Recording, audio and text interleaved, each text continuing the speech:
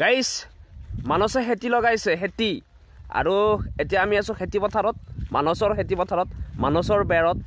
আৰু মই অকণমান দেখাইছোঁ কি কি খেতি লগাইছে এতিয়া গজালি মেলিছেহে কিছুমান মানে কি কয় প্ৰডাক্টৰ এইফালে মই দেখাইছোঁ সি এতিয়া পানী ঢালি আছে ইয়াৰ পথাৰত এয়া চাওক কি কি খেতি লগাইছে সিহে জানে আৰু লেচেৰা লগাইছে চাগে তিয়হ এইফালে সৰু সৰু গজালি দেখিছে আপোনালোকে এইয়া এইবিলাক গজালি মেলিছে আৰু এইফালে আছে তিয়হ এইফালে তিয়হ এইফালে পানী দি আছে মানসে ঘৰৰ পৰা পানী নিছে যেহেতু ইয়াত মানে তেনেকৈ পানীৰ ব্যৱস্থাটো নাই যেহেতু পথাৰৰ মাজত এই বেৰটো আছে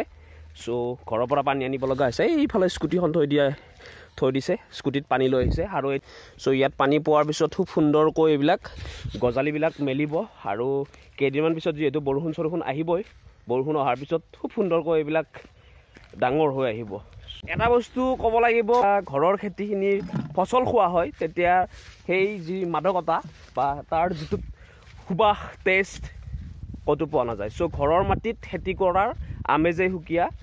আমাৰ পথাৰ আমাৰ বজাৰ তেতিয়াহে বাস্তৱ হ'ব যেতিয়া আমি নিজে নিজৰ মাটিখিনিত এনেকৈ খেতি কৰিবলৈ লওঁ ভিডিঅ'টো চোৱাৰ বাবে ধন্যবাদ জয় আই অসম।